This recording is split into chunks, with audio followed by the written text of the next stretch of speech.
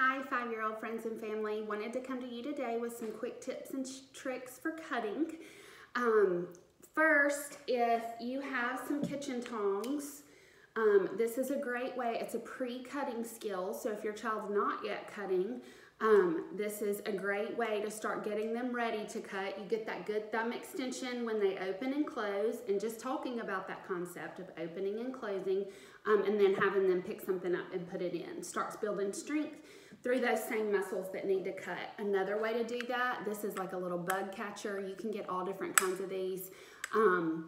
But it has no resistance, and I really like it because it has the holes that are similar to scissors, so they have to get their fingers in and open and close just like they do with scissors, and then again pick something up and put it in. Now if your child is already cutting, you can start with just a thick black line and have them practice cutting on a small piece of paper. Is easier to handle to start with. Once they can handle a small piece of paper, you can move to a larger, thick black line. We want to have the line be thick so that your child can be successful, even if they stray to the right or the left just a little bit. One of the things I like to teach when I'm teaching cutting is thumbs up. Most of your kids, all of your kids should have heard this by now if they've been at Rise.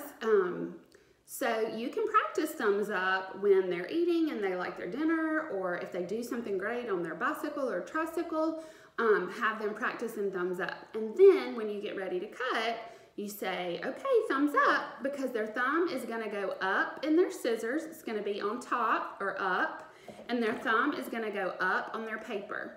Now I have put 3 stars on this piece of paper that we're going to cut that are a place for their helper hand. Their helper hand is their non-dominant hand. So if they're right-handed, their helper hand would be their left hand.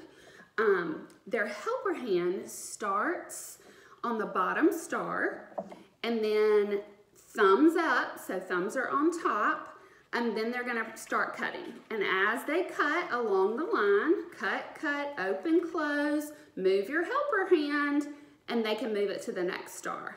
Open, close, open, close, open, close, up, move your helper hand, and that helps give them control of the paper, but it also gives them a visual marker as to where, you know, when you say move your helper hand, it gives them somewhere to put it.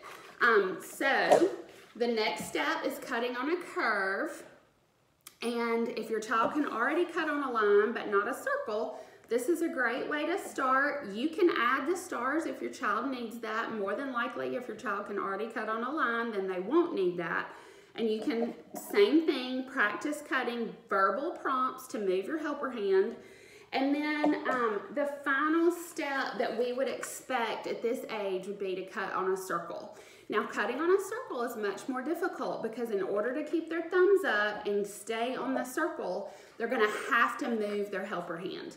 Sometimes they can get away with cutting a line without moving their helper hand, and even cutting a curve without moving their helper hand, but to cut on this circle, you have to have that, what we call bilateral hand coordination, using 2 hands together and cut, open and close all the way around. Now you see, even on this circle, I've got a thick line so that they can be successful because we don't want them to get too frustrated.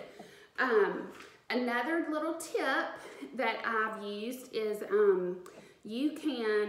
I have got a smiley face drawn onto my thumb, and if kids are having a hard time keeping their thumb up, this is a way to give them a visual prompt.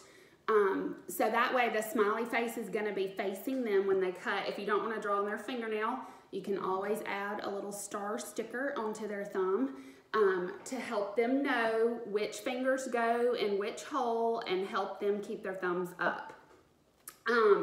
One more quick little thing is that when we're trying to cut on paper, like I said, it can be real flimsy and hard to control, but it has no resistance, so it's easy to cut. Cardstock, on the other hand, is not floppy and easier to control, but it has more resistance. So think about kind of where your child is, what you need to be working on. If your child is cutting super easily, cutting is not a problem for them, give them plain paper and help them learn to control the paper. If they have low hand strength, give them a small piece of paper that won't flop around so badly and let them cut that. Just try to kind of judge where your child is and make it the just right challenge for them. I hope these things help, and I hope to see you all soon.